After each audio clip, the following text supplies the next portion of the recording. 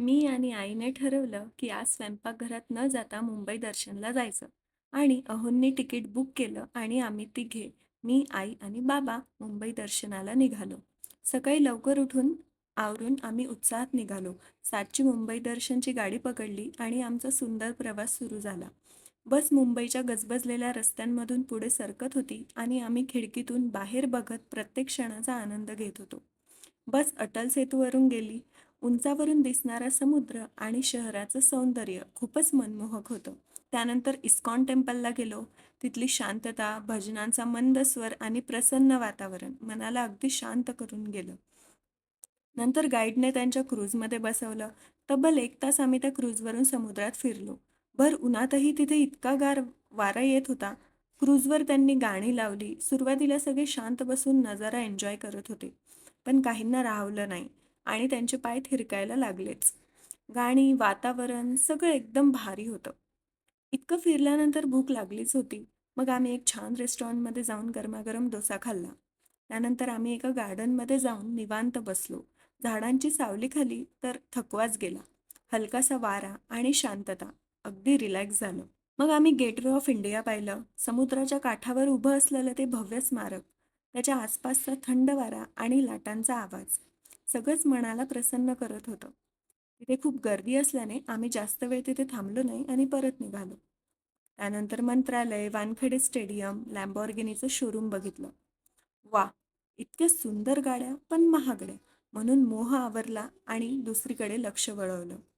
पुढे पुढे आम्ही मरीन लाईन्सकडे गेलो. मरीन लाईन्स गाडीतूनच बघायला भेटलं. पण म्हटलं ठीक आहे, आपण तसंही आधी इथे आलोय. त्यानंतर बँड्रावरली सीलिंग पाहिला. समुद्रावर उभा असलेला तो पूल म्हणजे खरंच एक अद्भुत कलाकृती आहे. सर्वात गरीब व्यक्तीचं घर बघितलं. अहो, अँटेलिया! मला आधीच कुतूहल.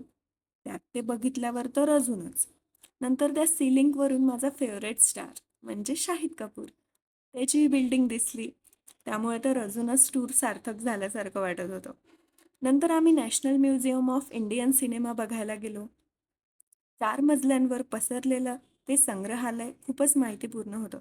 चिल्ड्रन्स फिल्म स्टुडिओ, गांधीजी आणि सिनेमा, तंत्रज्ञान, सर्जनशीलता आणि भारतभरातील सिनेमाचा प्रवास हे सगळं जवळून पाहायला मिळालं. आपण सिनेमा आजपर्यंत फक्त पडद्यावरच पाहिला आहे. पण त्यामागची प्रोसेस म्हणजे लाईट्स, कॅमेरा अँड ॲक्शन मी आज प्रत्यक्ष बघितलं. हे एवढं मोठं म्युझियम या 4-5 मिनिटाच्या व्हिडिओमध्ये दाखवणं अशक्य आहे. मी त्यासाठी एक वेगळा व्हिडिओ अपलोड करेल. तो नक्की बघा.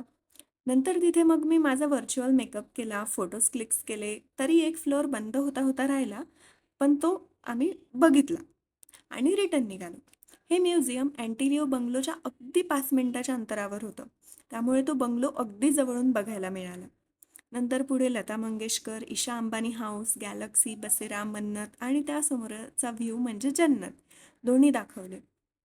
टूरचा शेवट म्हणजे जुहूला गेलो.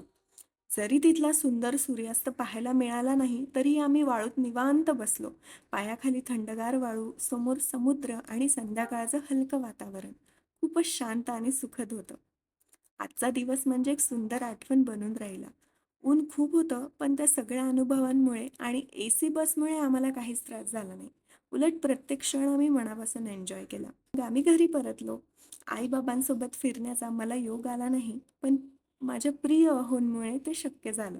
त्यांच्यासोबत घालवलेला असा हा मुंबई दर्शनाचा दिवस मनाला आनंद, डोळ्यांना सौंदर्य आणि आठवणींमध्ये कायमचा साठवून ठेवण्यासारखाच होता. चला तर मग भेटूया पुढच्या व्हिडिओमध्ये. Bye bye.